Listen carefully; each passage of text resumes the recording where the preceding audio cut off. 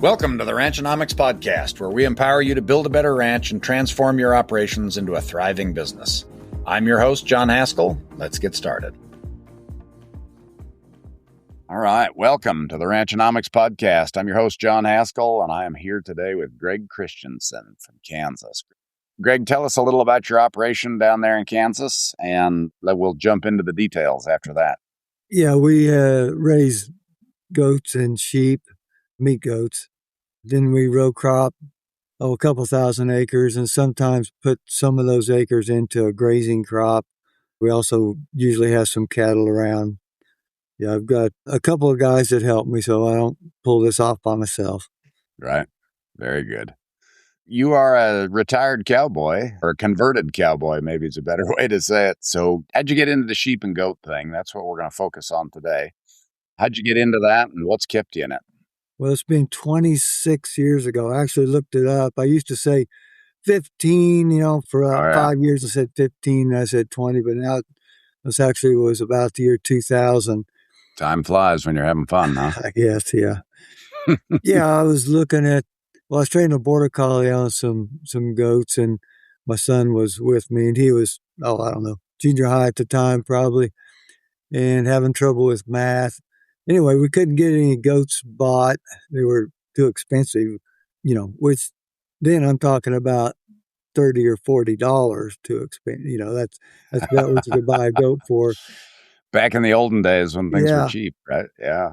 So yeah, I just asked him to pull out a pencil and we did the math, and I kind of knew a little bit about, how much an animal would eat and maybe, of course I had all the numbers wrong. I thought, well, they have two at a time, right?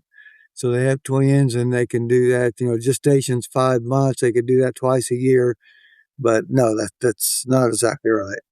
But we did the math and it was a good project. And I thought, man, we should probably get into this. I don't know why everybody else hasn't figured it out, and of course I did find out why. You learned about that, didn't you? Yeah. And so, we started going to goat sale. There was one an hour and a half away. And at the time, the cattle, the small ruminant guys were doing pretty good compared to the cattle.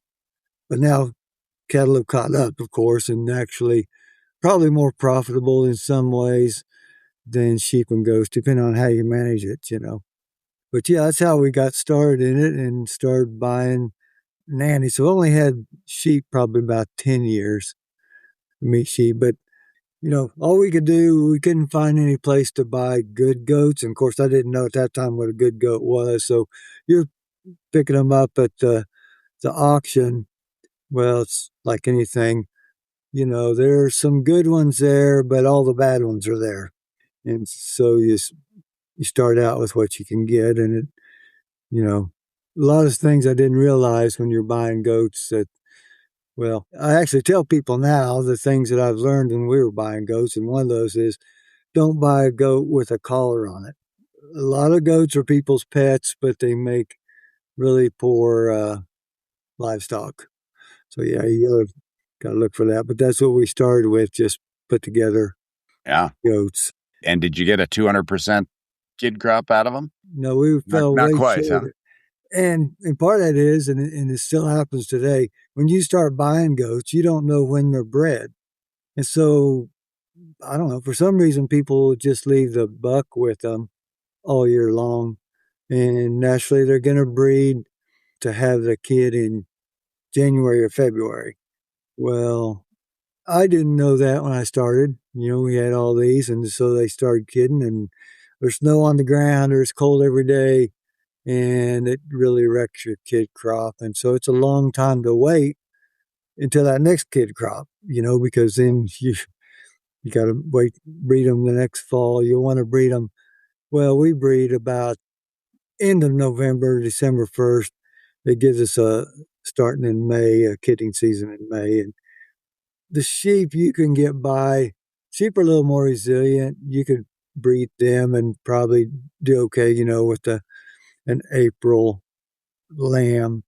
But you want to time that with your marketing. So you don't want your animal to be too big by the time you want to market them. And the best markets, really historically, December, it's getting good. January, February, March, those months are the best months to market. So you want to, well, for sheep, you probably want a 70, and that's kind of changing. They'll take a little heavier sheep now, lamb, but, say 70 to 80 pound, and then a goat probably 60 to 70.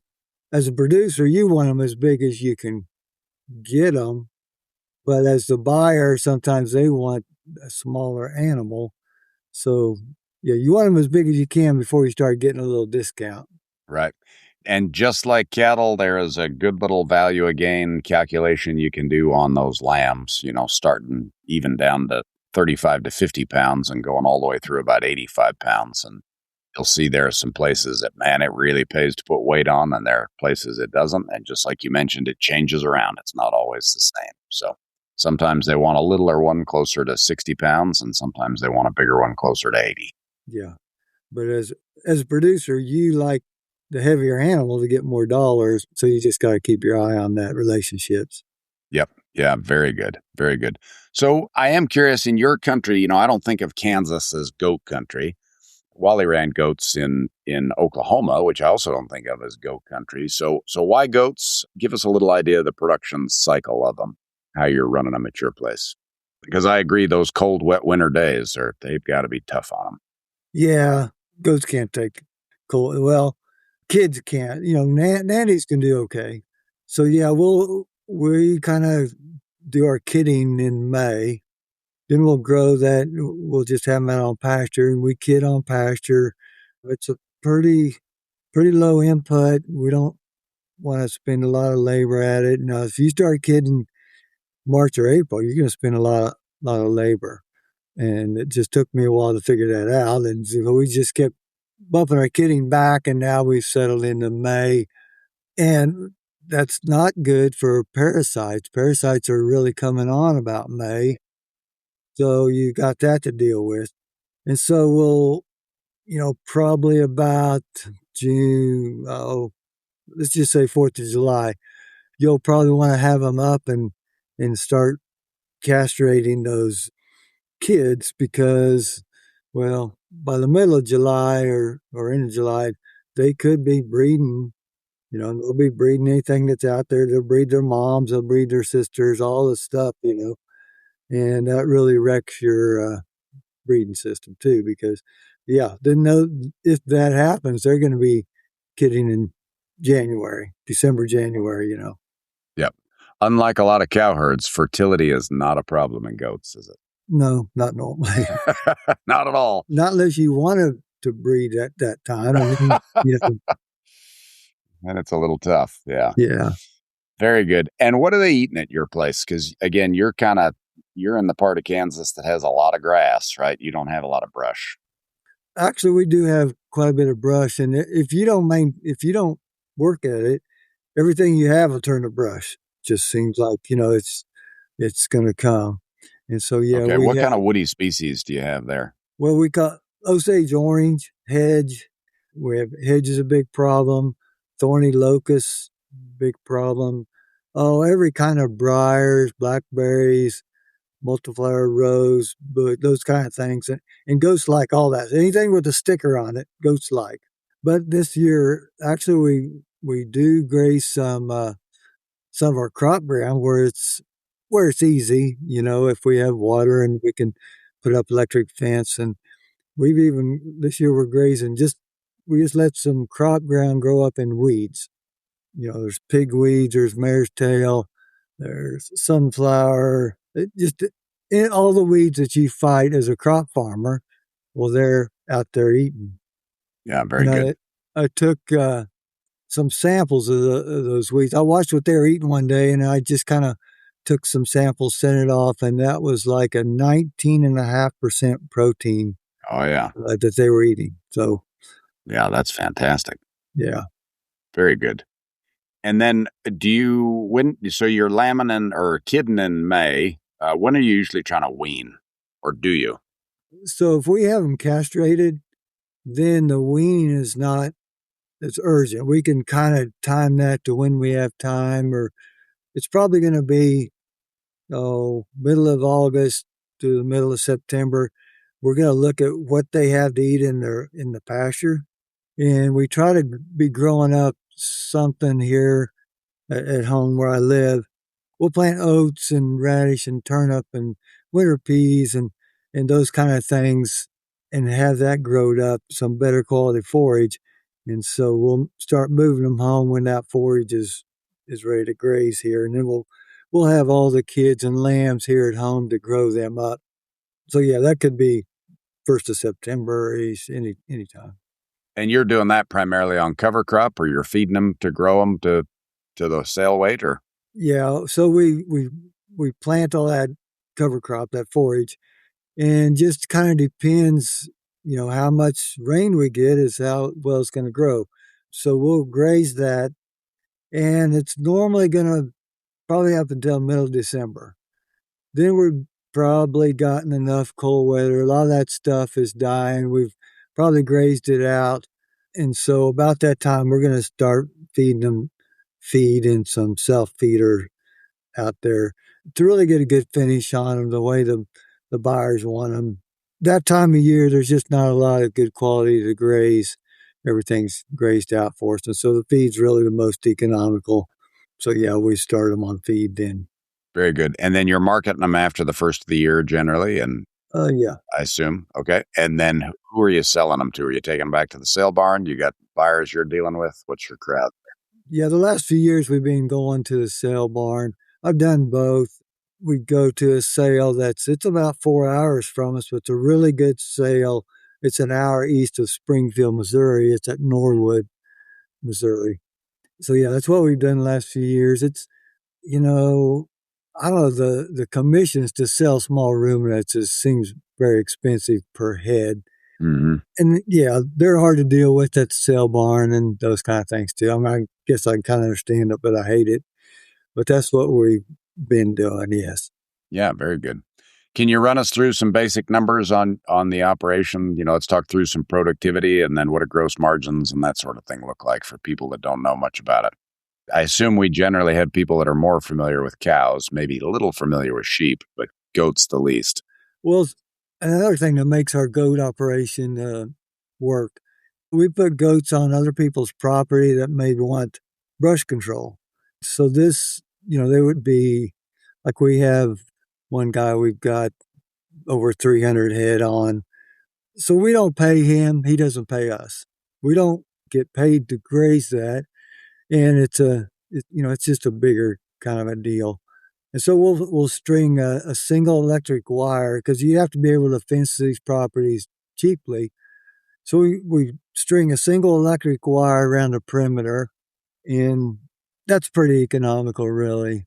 And those animals, I've had some of those deals for 15 years, and they stay there the whole year because we just don't have room to move them in and out here. We do have one place that's, I don't know, 10, 12 miles away, and we bring those home about January to start feeding them some hay. We don't have to carry it so far. But they like the brush control, the weed control, and we can get free pasture, I guess you would call it. Of course, nothing's free, but you don't write a check for it. So that's right.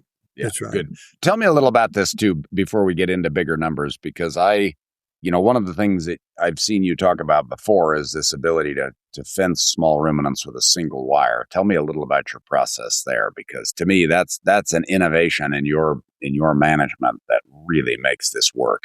We hear about the difficulty of containing sheep and goats all the time. Tell us more. Yeah, I've heard the old adage, if you can throw water through it, the sheep will go through it. We really don't have much problem. And that all started, 25 years ago. I just started doing it. I didn't know no better. Nobody told me it wouldn't work. And so at that time I was putting 2 wires. Now this is inside of let's just say a 5-wire barbed wire fence, but it could be a pretty poor fence. The fence on my property here, it's probably 75 years old, the old wire there and stuff, but you can put 2 wires, and now we went to 1 wire. just on the inside of it, we just set different separate posts, whatever, 8 or 10 inches in from the barbed wire fence. No, we don't have any trouble, but you got to realize you got to keep them from getting hungry. You cannot starve a goat to death. He'll get out to get something to eat. They'll escape. Yeah. Do you have a training process you use to get them to teach them to be better about being contained? Well, we don't buy in any other goats, anymore. We just keep our own. And so they've been born under it, raised under it. No, we don't really train them anymore. And even when I was starting out and buying goats, I didn't really even think about training them. It just happened. But we use a really hot charger. It just makes sense. And you're using polywire or high tensile most of the time? High tensile, yeah. 12.5 gauge high tensile wires is your best, yeah. And how high off the ground are you putting it? You're 6 or 8 inches in from whatever fence exists there. Yeah, the biggest problem people have is putting it too low and then your grass and stuff goes up on it. You can put it, I'd tell people like about boot top high or between your ankle and calf or ankle and knee there somewhere. And probably what's happening is that as an animal's trying to go under or over it, they're going to also get grounded by that barbed wire behind it. So you get a really good shock. So yeah, I just started doing it that way. Didn't know it wouldn't work. Didn't know everybody else wasn't probably doing it. I just did it. And I actually remember a guy telling me, so, well, that won't work. I said, well, I don't know. I've been doing it that way. And we rarely get a goat out now. And then we'll separate, paddocks, interior fences. And now we might use a 3-wire high tensile or maybe a poly wire. We do some temporary. We've got a system on the 4-wheeler that we can string, 2 or 3 poly wires pretty quick and efficiently. And so, if they get over on the other side, it's not a big deal. Right, because it's still interior. Yeah, perimeter fence, you want the high tensile. Yeah, sometimes I look at our fencing system, I say, I don't even know why this works, but that makes it doable.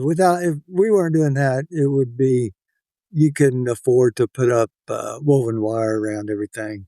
Right. We talk a lot on this podcast about profitability, risk, and decision-making, but none of that works if you don't know your numbers. At RanchRight, we help producers build clarity around cash flow, margins, and risk, so the decisions we talk about on Ranchonomics actually work in the real world. If you want fewer surprises and more control, that's where to start. Book a discovery call today at ranchrightllc.com. Okay, but let's talk about the numbers. So you've got a pretty good advantage on your pasture lease. Your pasture costs are low. Your fencing costs are low. What does the production of these goats look like, and what are some of the other costs?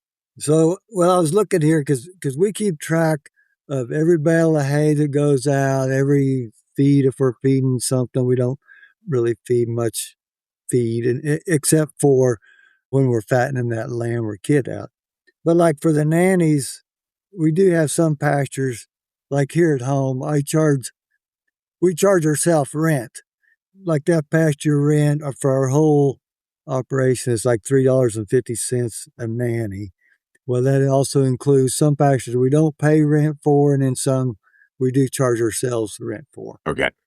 But if you're not actually paying somebody rent or you don't own it, then you're not charging it to the enterprise, right? That's right. Yeah, good. The ewes are a little bit more. We have more of them on places that we actually pay rent. It's harder to put sheep out for brush control. They do infringe upon grass production more than the goats do. But yeah, like our total cost for a nanny for a year is, well, I've got it down at $7.50. Now, honestly, I might have forgotten something. When you're doing your numbers, and that is probably that's not including labor. But let's just say it's $10, Okay. But that's feed, vet, some amount of pasture. That's right. Yeah, that's the pasture rent allocated to the nannies. Some we pay, some we don't pay. And again, that's $7.50 a year. If we round up, it's $10 a year. That's right. But that's not including the cost for the feed for the kid or the pasture after we wean that kid. That's just up to Yeah. weaning. Just up to weaning. Okay. But it's 365 days on the nanny, basically. That's right. Okay. Yep. Good. And we kid once a year. Yep. What kind of production do you get? Are you 1.25? What? You know, goats are real variable. We've been as high as 1.4 or 140%, and we've been as low as 75%. Like you'll have some pasture something will happen. It'll be predators, it'll be some parasite problem, it'll be a neighbor's dog, it'll be something. I tell people when they're first starting out, just pencil in one kid per nanny to get it to the sale barn and be able to do it off of that. And you should be able to. But yeah, you're gonna have issues, somewhere along the line. And we always have some pasture that flops for some reason. So let's talk about the income off that nanny without going into the feeder enterprise yet. If we're $10 a year to keep her, what's her annual production look like? Well, It's basically one kid, huh? Let's just say one kid, and you're weaning that kid, I don't know, say 40 pounds, 35, 40 pounds. And the market's changed a little bit, but let's just say that kid's $150. Some years going to be 125. It varies, So there you've got him going in there. Not it almost really every year that I figured it pays to feed that kid. It pays Right. to And get him. we see that a lot. So the 135 would be if you took that 35-pound kid to the sale in probably end of July, end of August time. Is that when we're talking? Well, Okay. and see that's right. If you did it in July or August, he may be less than that. The market's not very very strong then. Right. I feel like we see numbers close to $100 a head Yes. there, 110, 90, somewhere in that range. Okay. But either way, you're pretty good return on your $10 annual cost. Is that fair? Yeah. And then if you choose to keep that kid, let's say you're going to keep it it would be what, 5-6 months, really 4 to 6 months to grow it up? Yeah, probably 5 to, yeah. Okay. Let's just say 6. Okay, so let's say that kid is worth, let's say closer to $110 right when you wean it in August. What kind of costs are you putting into that kid, and then what's the return there? So then the cost after that is going to be probably, let's just say up to December 15th, is going to be this pasture that we've grown up, this cover crop that we're going to be grazing. And so we've got the rent cost for that ground, and then the cost of the seed. And that's usually runs us about $15 for those few months, maybe not quite, maybe 10. And really it's all depend on rain. If we don't get rain, and then we've got to start putting feed out sooner. But let's just say that gets us up December 15th. And then we're going to start putting feed out, and the feed mix in. Let's say we keep them on feed 2 months, 60 days. That's usually cost 30 cents a day would probably cover all that. What's that, another $18? So yeah, then you've got a kid, let's say he's weighing 60, 65 pounds. Probably the market really came up since March probably of last year. But let's just say normal years, you're from $200 to $225 on that kid income. Okay, and we've seen it in the 150 to 180 range, right? Yeah, and that's probably more realistic because you're going to have some dink kids that, so you factor all those in, and yeah, you're probably, of course, that dink kid probably didn't eat as much feed either. So you just sell them all together. And there's years we've tried to keep those dink kids and maybe not sell them till the next year. Because here lately, in the last year or two, these bigger wethers, and they can be, now normally they want a kid or a lamb under a year old, but it's changed a little bit. And so you could graze some of those smaller kids and take them in and still get a good price. There's some months, depends on the holidays and things, I think in around in August here. And those holidays change. You have to keep up on them. But they'll take they'll take over 100-pound weather and they'll bring $3 to $4 a pound. Yep. So for the additional spend, you've basically gone, let's just say it was a $200 average. And for the additional money, you went from, let's say, $110, $125 up to $200.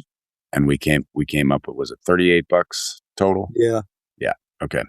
And the cool thing about a kid especially is, man, they just don't eat much, right? You can feed a lot of goats with a ton per day. Like, it's amazing how far that will go, right? And they don't eat much, but they don't gain a lot either. Sometimes we'll just ear tag a few individuals as we're going through. So we sort, when we get ready to sell, we sort and say, yeah, he's ready to go. He's ready to go. He's not. He needs to stay on feed another month or two or whatever. So we've weighed some individuals along the way, and you'll get anywhere from, we average, I guess, 0.2 of a pound a day.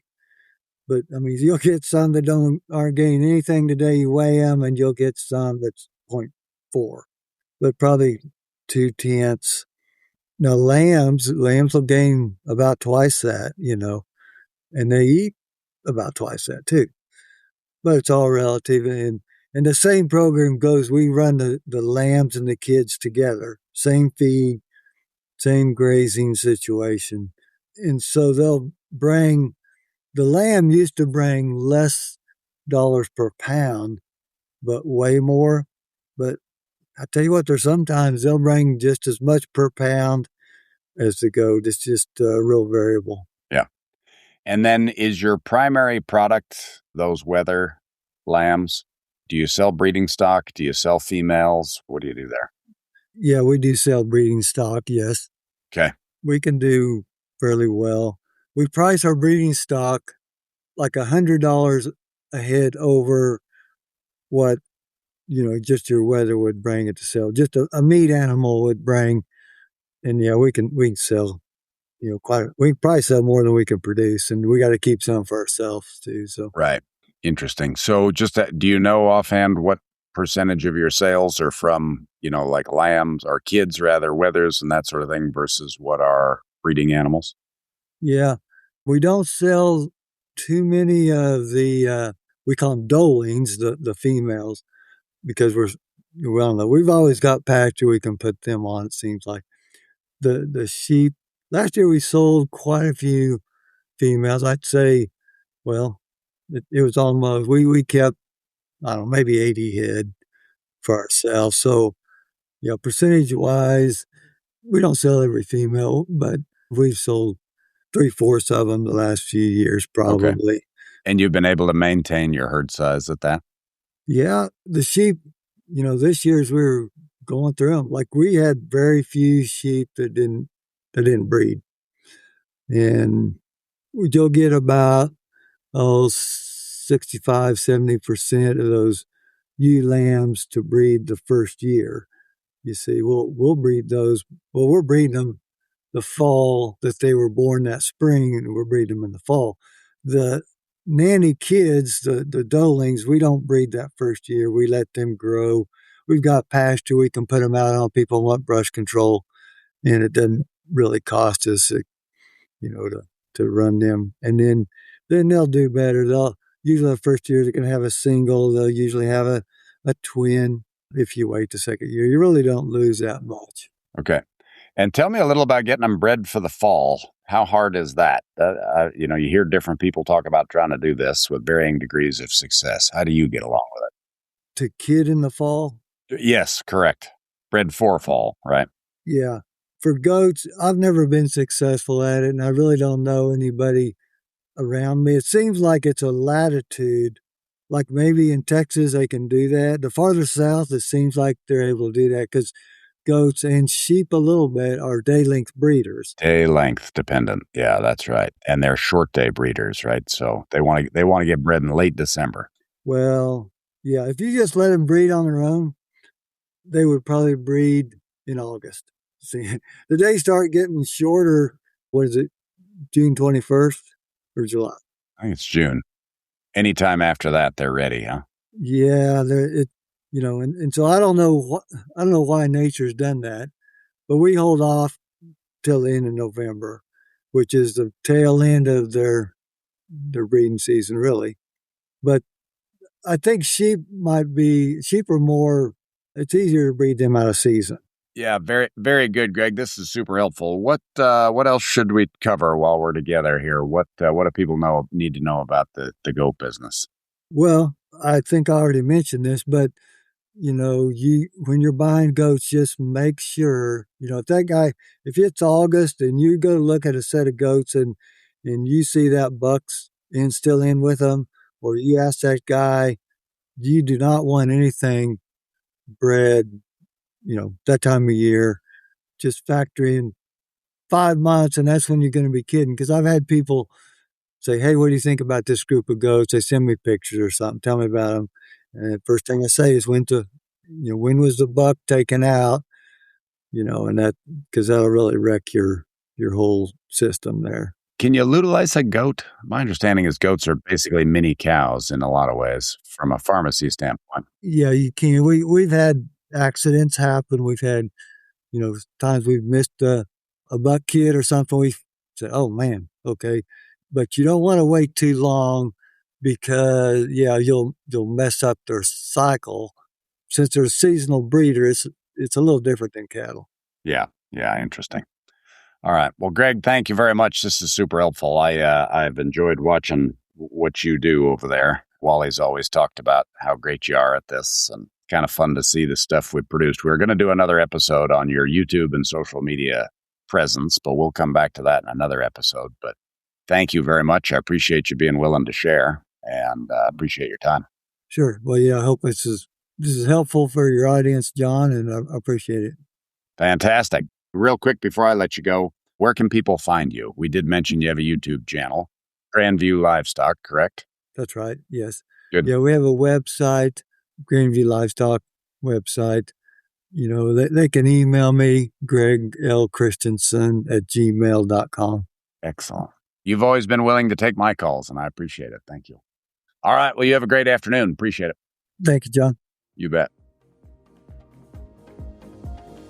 Thank you for tuning into the Ranchonomics podcast. We hope this episode helped you win today. If you enjoyed this episode, please subscribe and share it with a friend.